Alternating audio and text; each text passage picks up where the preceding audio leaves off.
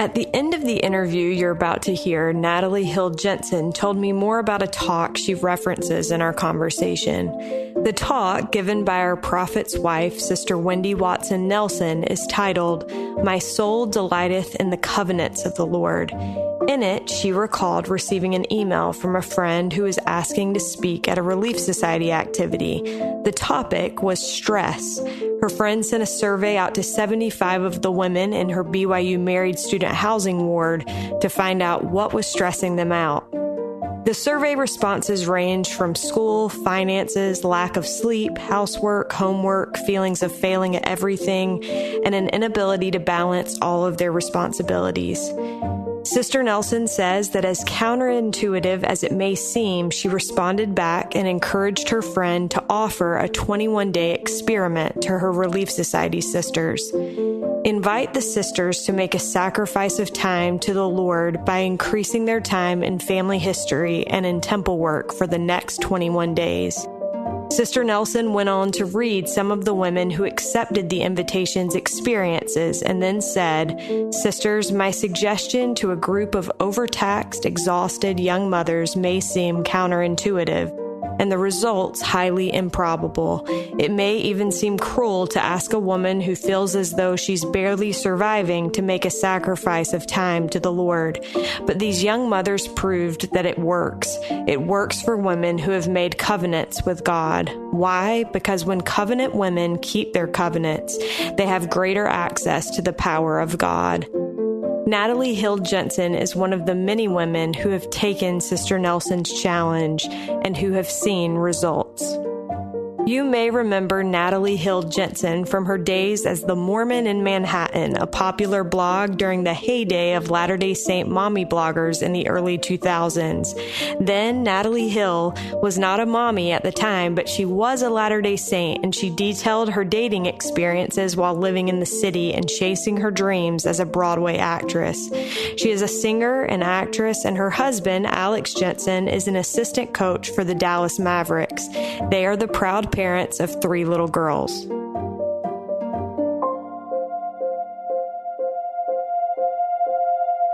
This is All In, an LDS Living podcast where we ask the question, what does it really mean to be all in the gospel of Jesus Christ? I am Morgan Pearson, and I am so honored to have my friend Natalie Hill Jensen on the line with me today. Natalie, welcome. Oh, I'm so happy to be here. Thanks. Well, I wanted to start out and tell people why I love Natalie so much. And so you'll have to indulge me for just a second. But we met years ago at a conference. And at the time, I'll be honest, I didn't have any business being invited to the conference to begin with. It was not true. No, it is true. Not true. It is true. And there were a bunch of women, and they all had done these really incredible things. And I was just a writer for the Deseret News at the time. And honestly, Natalie, most of the women there acted like they did not care at all about me at all, but you were so nice, and I have never forgotten that. You're the best. It's easy. No, but that's one thing. Then the other thing is that you got up to lead the music, and I was like, oh my gosh, I know her from the primary video when I was a little girl. And sure enough, it was you. And so Natalie and I go way back, way further than she has any idea. And I'm grateful. I'm grateful for the chance to catch up with you. And I wanted to start. You were raised in a family full of girls. Your dad has 6 girls. Is that right? 5. I'm the oldest of 5. 5 girls. Okay. And you are now raising 3 girls. Yeah. I'm curious, what did you feel like you learned from your parents about being a parent of girls that you'd like to apply? And is there anything that you feel like my parents did this, but I'll try to do this differently? Obviously not trying to rag on anybody here, but your parents clearly did a really good job. No. I don't know. I think my parents were especially gifted at figuring out our individual talents and passions and then fostering and supporting that. I think we're in the stage right now with my little girls. They're 7, 6, and 2. And we're just kind of throwing spaghetti at the wall right now. Like they're in tennis, they're in art, they're in basketball, they're in soccer, they're in dance. They're literally doing everything. Piano, like it's kind of crazy because you just don't really know what they're going to be drawn toward. And so I feel like I pray a lot that I can understand their specific gifts and talents and help them foster them in a way that will benefit their entire life. And I feel like my parents did that beautifully with all of my sisters. The other great thing that they did was they made womanhood a very non-competitive environment. I feel like I am probably the least competitive with other women because of the way I was raised, where it was just like, we're just so happy for the success of other people. And I think that kind of came from both of my parents. And, I don't really have a lot of like gender feminism issues because I didn't have brothers, so I didn't see that there was a disparity, but I was always raised in this very, very empowered female dominated world with a very strong mother and grandmother on both sides, and a very liberal father who was like, you can be anything, you can do anything. So I feel like I just had this like completely open canvas to create this beautiful life in whatever way I wanted to do it. And my parents were always there to support emotionally, financially, spiritually. And I hope that I can do that for my girls. I hope I can pinpoint where their talents lie and foster that.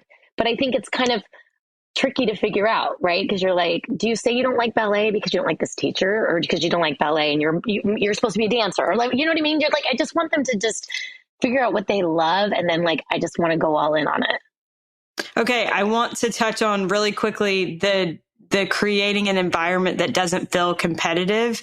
What do you think your parents, because I guess as a mom of a girl now, I'm curious, how do you feel like they did that?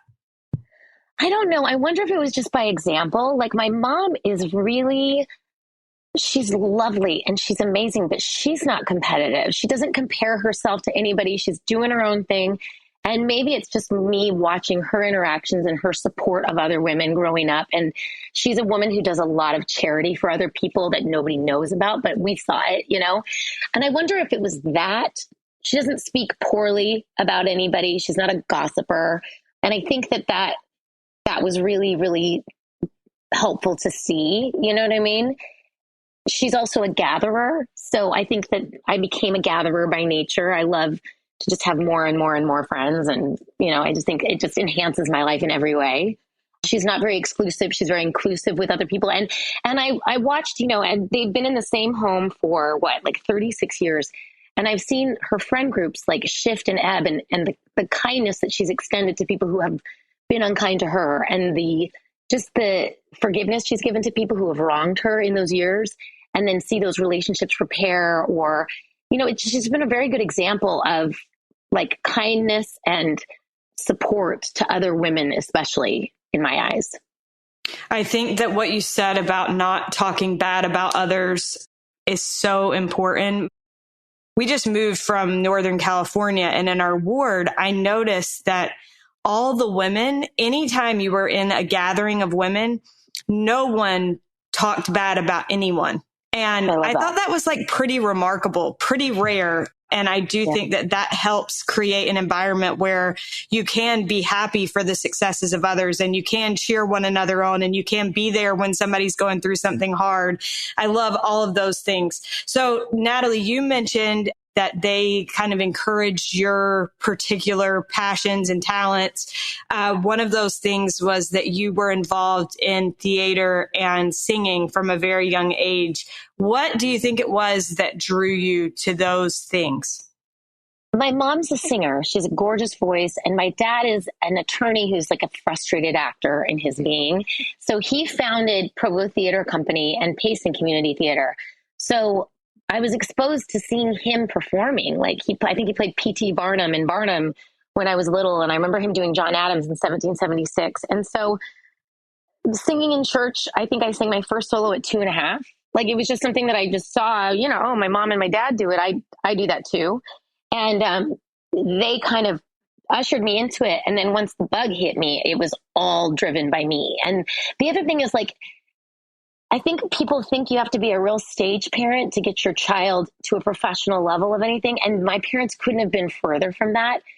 I was driving that ship. My mom wasn't watching in the window at dance. She'd like come and pick me up, but she would facilitate me getting there, but she wasn't like involved in like oh, well, she's auditioning and he's auditioning. She just was like, go out and do your best and have a good time. If it works out, great. They were never stage parents. And I think that also made it so that I wasn't competitive about jobs or other people getting jobs that I wanted, because I'm in a highly competitive business, but it's never felt like that to me. And I think it's because of the way they fostered it. It was like the right thing is not going to pass you by. And the job that you're supposed to do is going to be there, and everyone has an opportunity and everyone's talented. And you can see why some people get things over others because they're just a better fit, and it's not really about you. And so I feel like they kind of created a really healthy environment around a very unhealthy business. Yeah.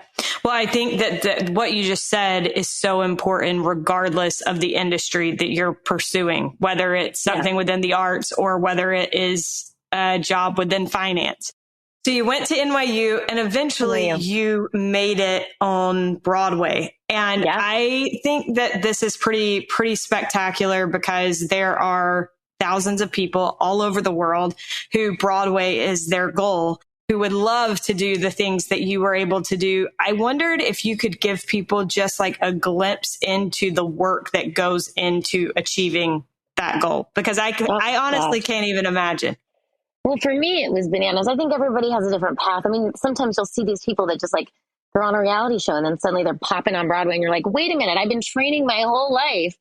I mean, the path for everybody is different. But for me, it looked like, I was in college at NYU and taking additional classes and auditioning separately while I was in school. And I would keep leaving school to do little jobs here and there. It's called my equity card, which means you're in the Professional Actors Union while I was in college. And so I was growing and networking there. And then, so much about Broadway is who you know. So like once you're kind of in the club, it's easier to get your second and third Broadway shows because you just know people. And at a certain level, it's just kind of like you get hired because you're a good time. I think there were some jobs. I mean, the Broadway shows I was in, like, I feel like I was truly right for those. But there were some jobs that I'm like, I think they hired me because they just wanted to hang out. And I don't even know if I'm really right for this, but it took a lot of training, and I was in weekly voice lessons my whole life, and speech therapy, and I just am getting back to some of that like artist training because I need to get my voice back in shape, so I'm starting it again. But it's a really tough career because it involves so much of you. It's you physically. You wake up going, like, where's my voice today? How does my back feel? So you spend most of your day in physical therapy, in vocal therapy, or being silent, eating specifically for your day so that you can perform a show in a corset and be flipped upside down. Like there's a lot of negotiating. And then on the way, you go home and you ice. It's not a very glamorous lifestyle. By the end of a Broadway 8-show week, our feet will swell up an entire size. And then you can barely squeeze them into the heels you're dancing in. Your hair, you lose your hairline from the wigs. Your eyelashes fall out from the lashes. I have scars in the back of my head from wig pins. Like, it's not glamorous. And the backstage isn't fabulous and glamorous, but it is the greatest. And it's like a drug. It's so wonderful to be with a group of weirdos figuring stuff out in a rehearsal room. And just the community is so magical, but it's also like really not very sexy.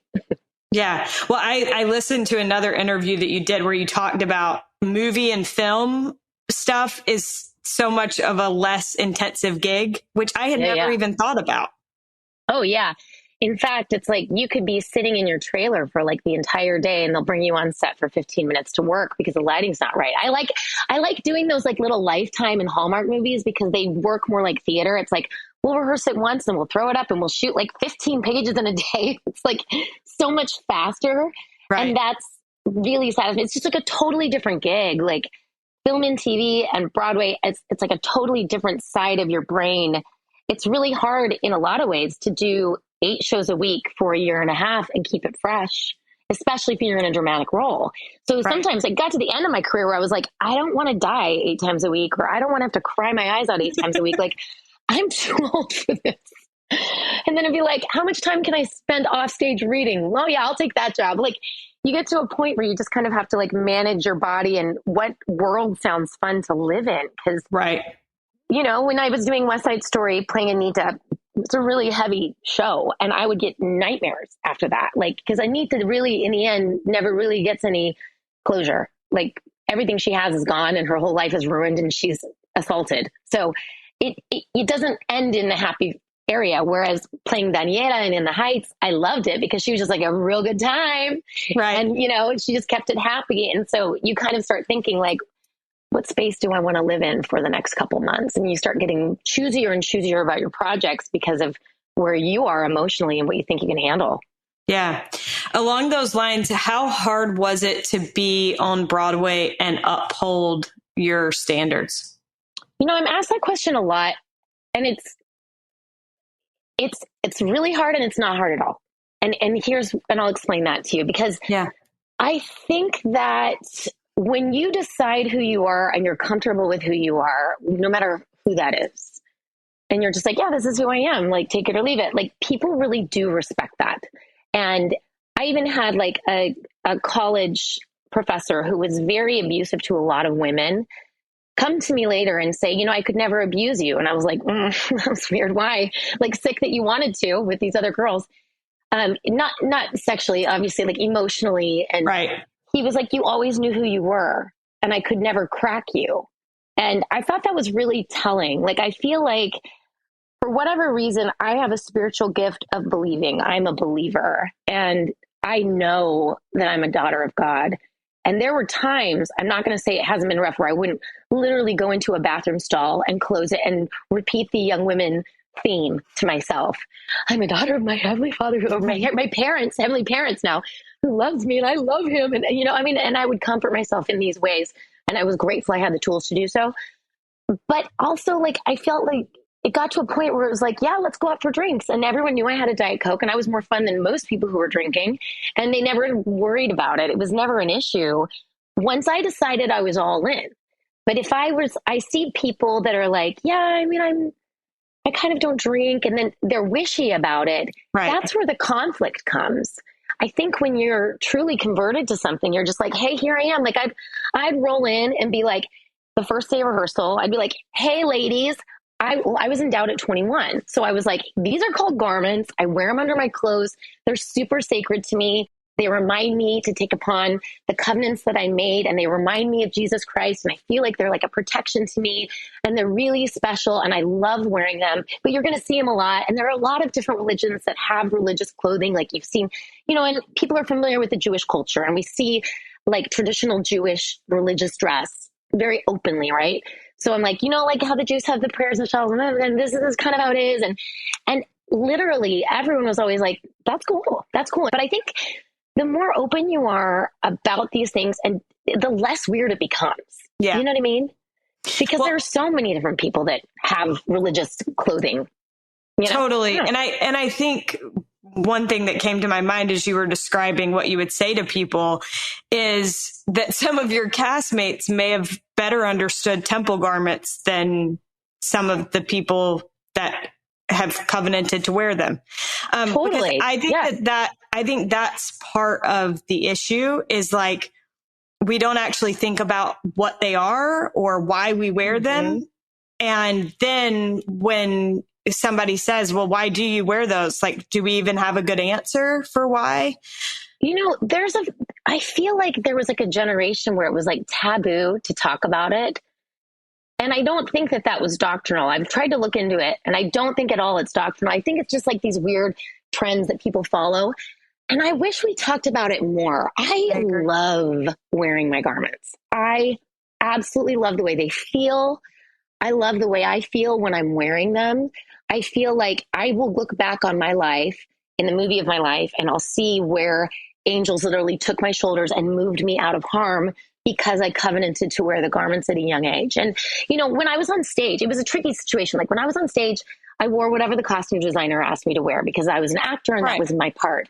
But when I was on a red carpet or appearing as myself in any sort of capacity, I always wore the garment. And it was a chore to find dresses that work. And it's always like a little bit more obnoxious, but you know what? It was totally worth it because I was more comfortable.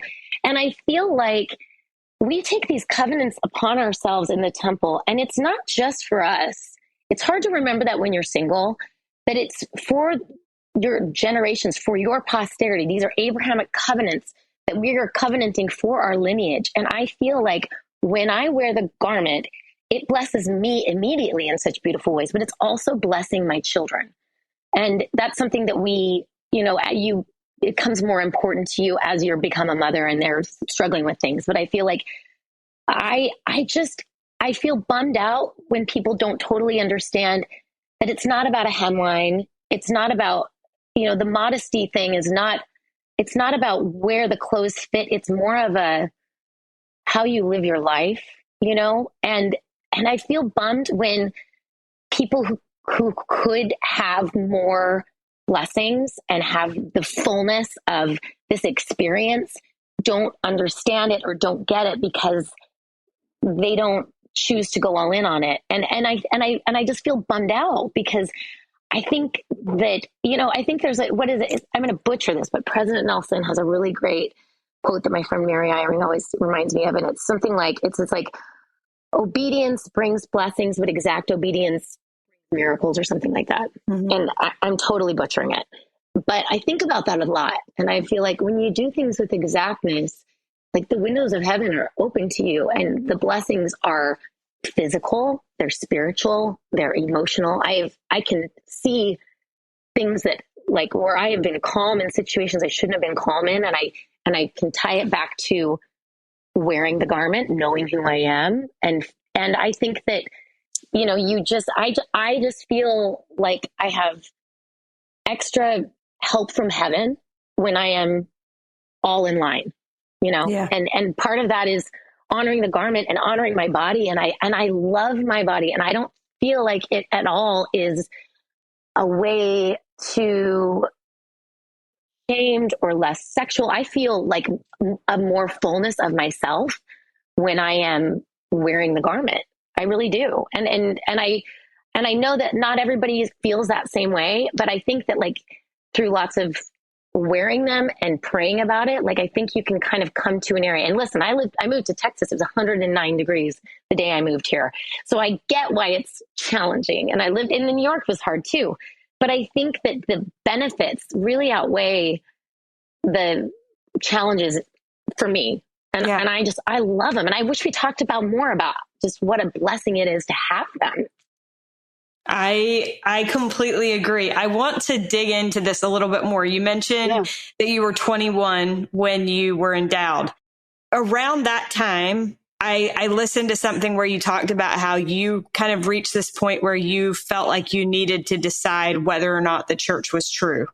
For other young women who may be listening, who are kind of in that same boat, who are questioning whether or not like living the gospel is even worth it. I wondered if you could share a little bit about that time in your life and then also any advice that you might have for young women that are kind of at that kind of crossroads. Yeah, happy to.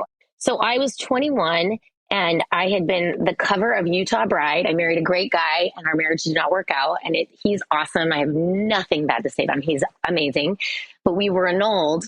And for the full year after we were annulled, I was like the cover of Utah Bride and there were billboards. Torture. Torture. It's like very Carrie Bradshaw.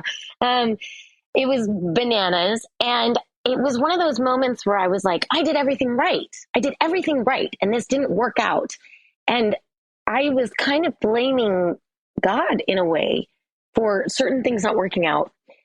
When I really needed to look back on it and be like, actually, there were certain things that I ignored along the way that if had I been more cognizant of what was going on, I could have, maybe chosen different things or whatever. Or maybe I needed to go through this because it was a really beautiful experience going through it.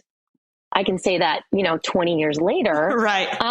But the growth was immeasurable from going through this. And one of the things I was like, well, maybe I just don't need to be LDS anymore. And I didn't wear the garment for, we're talking like 3 to 6 weeks.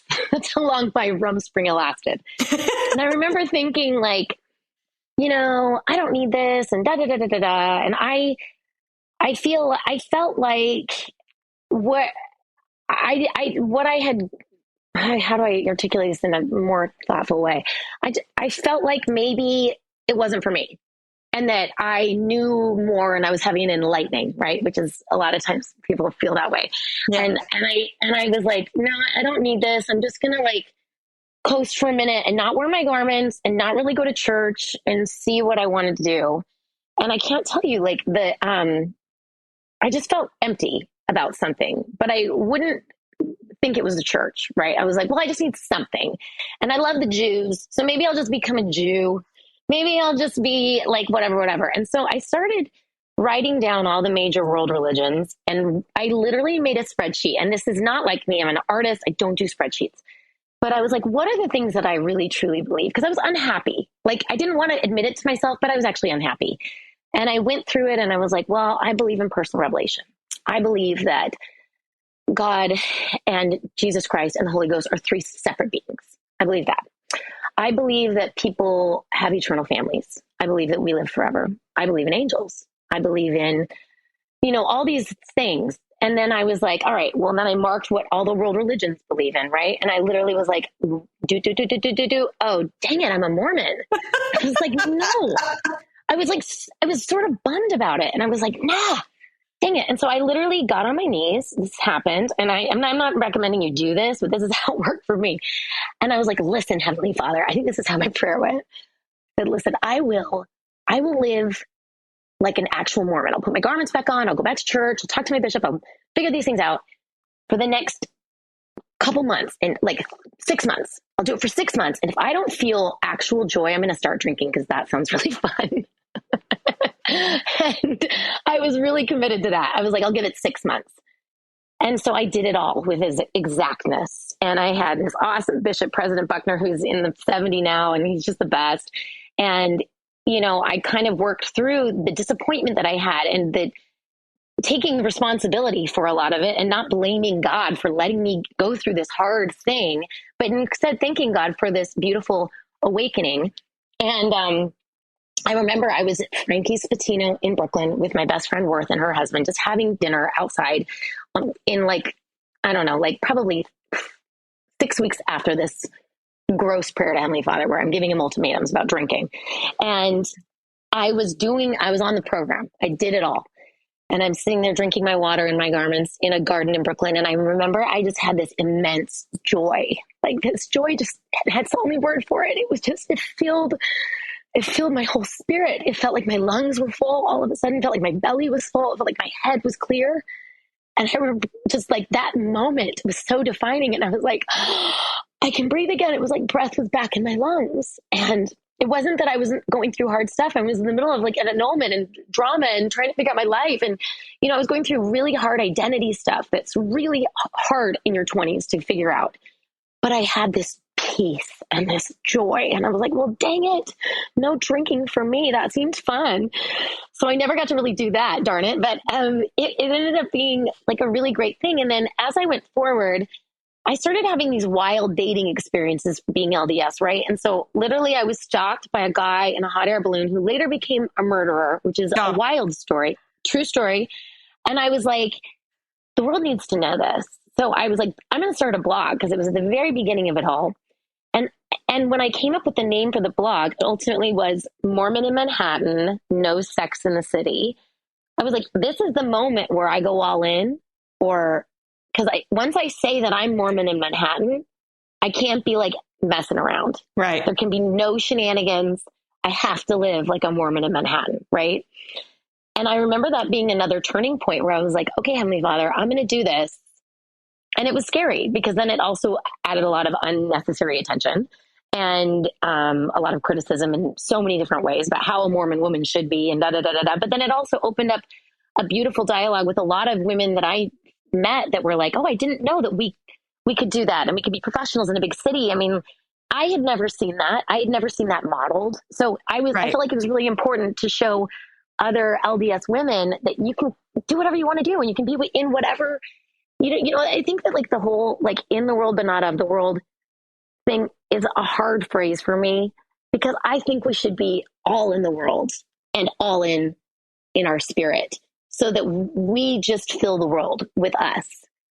I want to come back to the temple. When you were single, you set a goal to go to the temple every week. Tell me about how that goal came to be, and then how you saw it make a difference in your life. That's such a good question. I must have been like 27. I was doing Bye Bye Birdie on Broadway, and my bishop called me to be an ordinance worker. And I was like, I think you've got the wrong gal. Like, I am dating. I am not like some old woman. Like, I just thought that was something that old ladies do, that are like elderly. And he was like, no, you need to go. And it was the greatest blessing in my life. I learned so much from serving in the temple, and I made so many friends by serving in the temple. And I absolutely grew to love the temple. But I went through a really brutal breakup with a complete crazy person, as most of us do at some point. And I was devastated. I was completely gutted. And I went to go see my Aunt Donna in Newport Beach. And she was like, Natalie, she said, when I want to call down the powers of heaven, I go to the temple every week. And I was like, well, I'm already like doing I'm like already a temple worker. She's like, no, you need to go to the temple.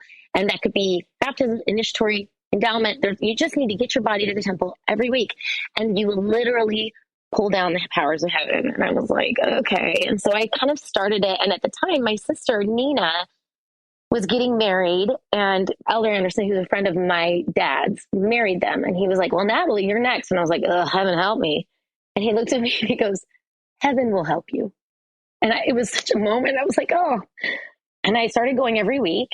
And literally, it's like you literally pull down heaven's help. You have these scores of angels who are here to help fight your battles, who are here to move things for you. And I met my husband within like 6 months of that. And she had met her husband within 6 months of doing that too. And it was just such a beautiful and meaningful experience to me that I have tried to go for a long time every week. I feel like every time I go to the temple, I don't have some like amazing spiritual experience. Sometimes I go and I'm just like, okay, I'm here, I'm showing up. But when I pray to see the blessings of the temple outside of that, I'll have these whisperings of the Spirit that feel like, oh, that job you just got, that's a blessing of your faithfulness. That's a blessing of this temple. And the blessings have been not only for me, for my children, for my husband, but they have been for me personally, for stupid stuff that I care about, like getting another voiceover job and doing this, or going to have this fun moment out. And the Lord knows what I want and what would be exciting to me. And I feel like He has blessed me with these little nuggets because I go to the temple. And I think just getting your body in there, it's almost like you put a key in to unlock heaven, and it's just like heaven comes down. And I say that in a very literal way. My mom taught me when I first going through the temple, to write down, if you're doing an endowment session, the name of the person, the date you went, the temple you're in, and who was with you in that temple. And now we have that all kind of digitized, right? But I still have a stack of these ladies that I have done work for, and it sits in my temple bag. And I just take the prayer roll slip and just write their name before I walk out. And I have these stacks of angels that I feel like I can call on when things are rough, when I'm like, I need help. I need you to help fight this battle for me. And they have shown up for me in ways that like I can't even express. And it's the more you tap into that other side of the veil, and the more you see it, the more experiences you'll have with it. And there's a really beautiful, I love Sister Nelson's BYU speech, the Covenant, what's it called? The Covenant Women. Oh God, it's BYU speeches. I'll find it and I'll link it. It is the greatest. And the way she talks about these angels and the people, because they are not dead. They're not dead. They're here with us. And she just went, it gives us license to open that door further, in my opinion. And I feel like exploring that and exploring the literal help from these amazing women on the other side. And I'm sure there are men helping me too, but I just love feeling the women. It has been remarkable. I've had peace when I should never have peace. I have had my personality enhanced to make new friends. Like, I feel like every blessing that I have in this new phase of my life has been a direct blessing of weekly temple attendance. I cannot tell you how much I love that. I also worked in the temple when I was single, and I had this experience one day where, and I've probably talked about part of this before on this show, but one day I had this feeling that my grandparents were trying to speak to me. And I am not somebody who like thinks like I commune with the dead, but my grandma and I were super close when she was alive. And, part of what I felt that day in the temple was that she was trying to say to me that she had seen my future husband and that he was every bit as good as I hoped he would be. And so in my dating after that, like anytime I'd have the thought, like, should I just like settle on this one thing? It'd be like, no, I can't settle because she said that she saw him, What a gift. And it really did make a big difference. And so I am a believer in that. And I think that we need that help from the other side, from those that can see more than we can see. You know how I met Shima Baratter and Boffman? Did you know that we met in the temple? No. Yeah, this was wild. I was an ordinance worker, and I remember this woman coming in, and she was the most beautiful person. And that is what Shima is. Yes. Drop dead. And I remember being like, this is what Mother Mary looks like. This is like Jesus's mom who is in here. Just this beautiful, tiny, petite little Persian beautiful woman. Doll. Yes. Doll. She's like a little princess. She walks in and she and I looked at each other and we both just started crying. And she was going through something. I didn't know her. I'd never met her. I did the initiatory. We didn't say anything, but I was like, can I give you a hug? And I hugged her. And then 10 years later, we met at a party in Salt Lake. And she goes, I know you. You used to do initiatory in the temple. And immediately I was like, oh, I know you. Like we've known each other for all these years and probably before this earth. But it was such a cool way to be like, oh my gosh, like that's how we met. Isn't that wild? Crazy. That's so cool. Yeah. Okay, quickly, how did you meet Alex? Oh God. Long story short, my sister Nicole was on a plane with a guy named Ryan Lambert, who was the manager on Alex's basketball team when they went to the national championship. For the youth? Nicole, for the youths. Okay. He played basketball for the youths. And Nicole and Ryan talked. And she was like, I have this crazy sister in New York.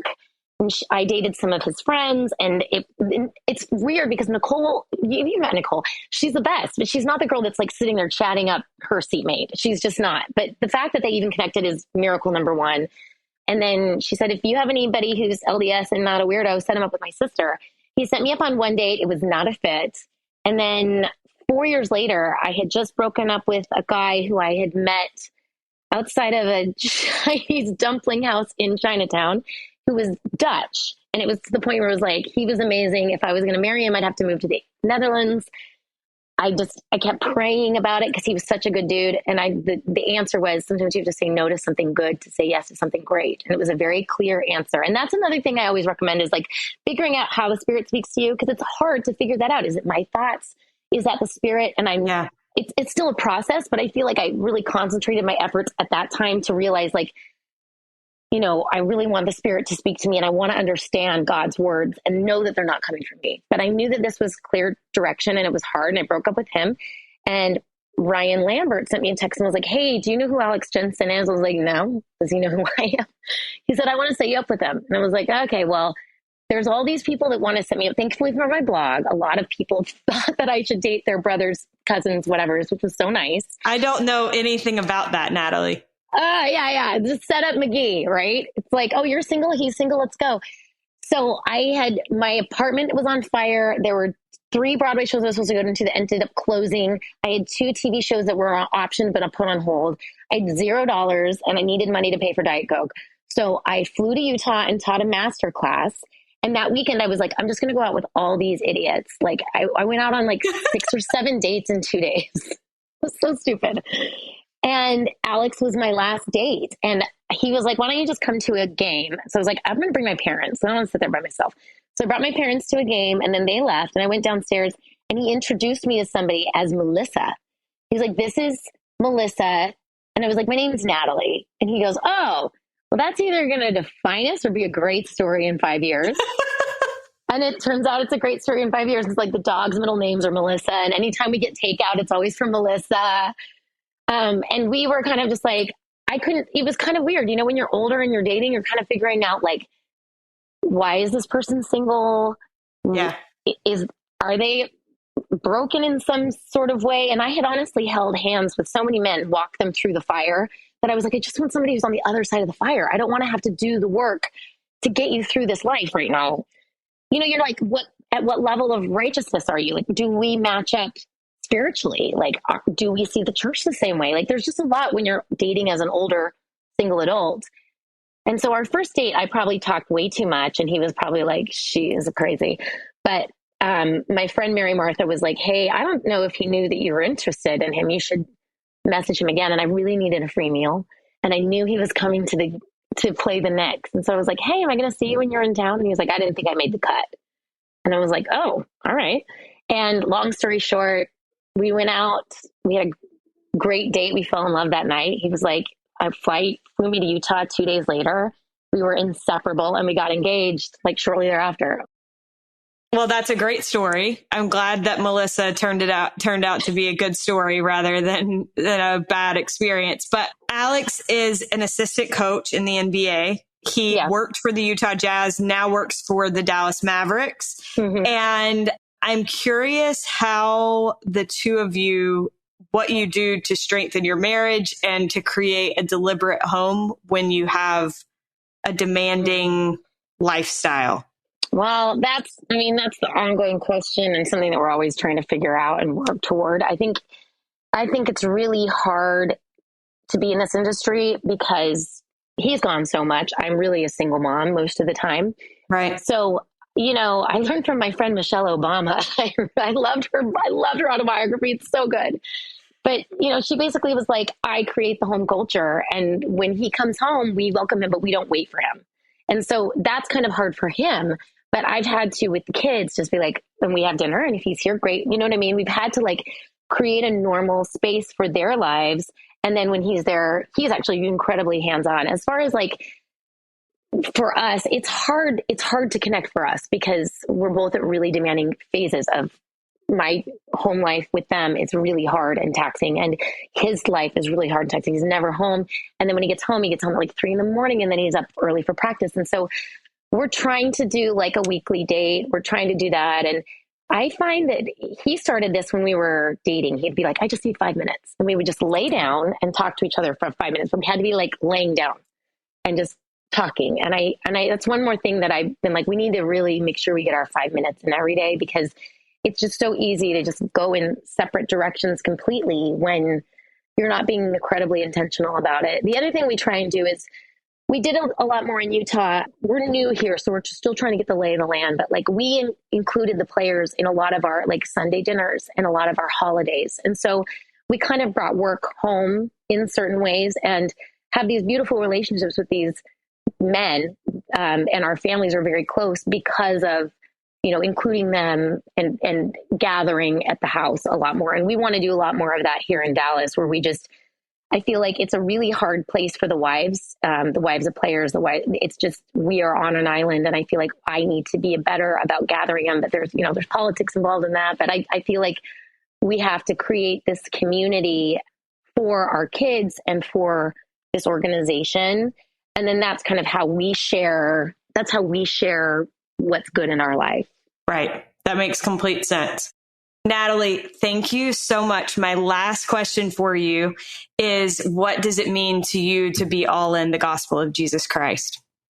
Well, it's funny because I've been always thinking, what is our family motto? What is our family motto? And it's funny that you asked me to do this, because this year I was like, our family motto is all in. We are all in. We're all in wherever we are. We're all in our communities. We're in our sports. We're in our school. We're all in at the Mavericks. We're all in the city of Dallas. We are all in the gospel of Jesus Christ. And that is something that isn't separate from all those other worlds. It's all this, we're all in wherever we are. And I feel like that means doing the little things to stay all in. It's very easy to, I always say it's like plugging something into an outlet. It's easy to let that plug fall out. And it's the little things that we have to do to stay all in. And that really is, it's this Sunday school answers, it's scripture, prayer, temple, attendance. But the second you do it, your life just changes in such a really remarkable and exceptional way. that when you feel the sweetness of All In, you don't want to feel it any other way. I am so grateful for this conversation on a personal level, because I feel like I will walk away with a renewed desire to be better with attending the temple. And so thank you so much for taking the time and just for being you. I appreciate you very much. I love you, Morgan. You're the best. I love you too. We are so grateful to Natalie Hill Jensen for joining us on this week's episode. We've linked Sister Nelson's talk for easy reading or watching, if you'd rather, in our show notes, which you can access by visiting ldsliving.com/allin. As always, we're so grateful to Derek Campbell for his help with this episode, and we're grateful to you for listening. We'll look forward to being with you again next week.